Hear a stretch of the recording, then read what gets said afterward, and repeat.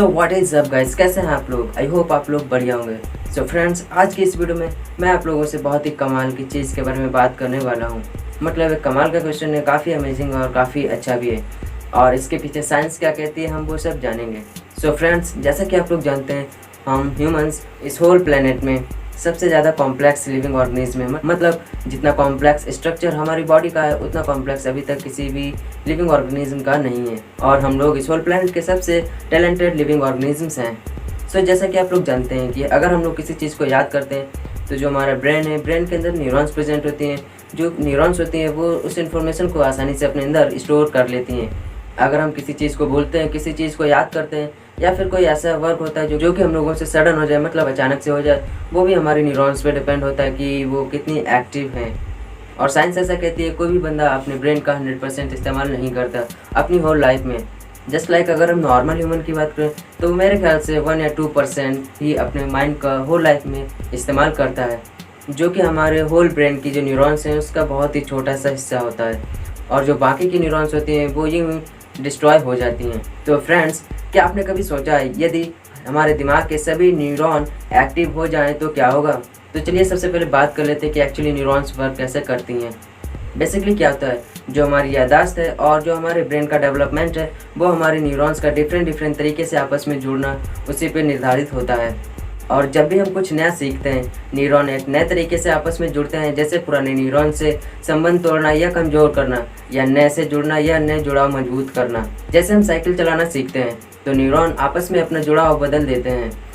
इससे हमारा जो ब्रेन होता है वो डिसाइड करता है कि हम लोग क्या इनपुट ले रहे हैं और हम लोगों को क्या आउटपुट देना चाहिए, और ये एक तरीके से फिक्स होता है। जब भी हम कुछ नया सीखते हैं हर चीज़ पर सोचना पड़ता है। जब थोड़ा सीख जाते हैं तब वो चीज़ पर तुरंत बिना सोचे एक्शन ले लेते हैं, क्योंकि सीख जाने पर कोई भी अगर इनपुट आप अपने न्यूरॉन को दे रहे हैं तो वो एक तरीके से अपने अंदर फिक्स कर लेती है। वो एक वेव के थ्रू, जो उनका एक नेटवर्क होता है, उसके अंदर से जाके डिसाइड कर देता है कि हमको क्या आउटपुट देना, और उसका आउटपुट हमें तुरंत मिल जाता है। अब अगर हम अपने ब्रेन की बात करें तो फिजिकली जो हमारा ब्रेन होता है वो बहुत सारे वर्क में हमारा काम करता है। जैसे कि जिनकी आंखें काम नहीं करती हैं उनका दिमाग का वो हिस्सा दूसरे कार्य में लग जाता है। वो किसी कला कौशल में अद्भुत हो सकते हैं, या वो हिस्सा दूसरे ज्ञान इंद्रिय प्रयोग कर अपनी क्षमता बढ़ा सकते हैं। जैसे कि आप लोगों ने बहुत से लोगों को देखा होगा जो हैंडीकैप्ड होते हैं, मतलब कुछ ब्लाइंड्स लोग होते हैं बट वो बहुत ही ज़्यादा टैलेंटेड होते हैं। उनके अंदर कोई ना कोई डिफरेंट तरीके का टैलेंट होता है।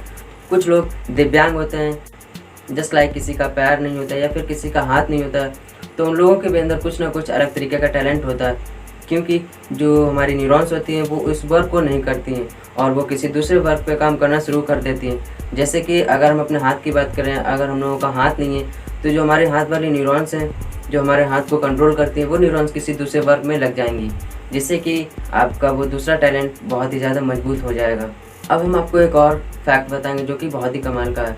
अगर हम अपने शरीर में कोई नई ज्ञान इंद्री जोड़ दें, मतलब कोई नया ऑर्गन जोड़ दें, तो हमारा जो ब्रेन होता है या जो हमारी बॉडी होती है वो उसे भी इस्तेमाल करना सीख लेती है। जस्ट लाइक अगर हम एक ब्लाइंड पर्सन की बात करें, एक अंधे व्यक्ति की बात करें, तो वो चमगादड़ की तरह सोनर साउंड निकाल सकते हैं और फिर उसे कान से सुन दूरी का अंदाज़ा लगा सकते हैं, जैसे कि एक चमगादड़ किसी ऑब्जेक्ट की डिस्टेंस को मापने के लिए करता है। और इसके लिए बाकायदा उन लोगों को अपने आप को बहुत ही अच्छी तरीके से ट्रेन करना पड़ता है। कुछ इस तरीके से ट्रेन करते हैं जैसे कि उनकी जो न्यूरॉन्स हैं वो उस वर्क को, उस फंक्शन को अच्छे से काम करें, मतलब जब भी ज़रूरत पड़े तो सडन उनका एक्शन उसी पे हो। अब मैं आपको एक जीता जाता उदाहरण देता हूँ। एक बार वैज्ञानिकों ने मछली में तीसरी आँख जोड़ी। उसकी जो तंत्रिका थी वो मस्तिष्क तक जोड़ी। वो मछली कुछ दिनों में ही उस आँख का प्रयोग करना सीख गई, और मेरे ख्याल से ये काफ़ी अच्छा एग्जाम्पल था आपको समझने के लिए कि अगर हमारे ब्रेन की सारी न्यूरॉन्स एक साथ जाग जाएं या फिर एक साथ वर्क करना शुरू कर दें तो क्या होगा।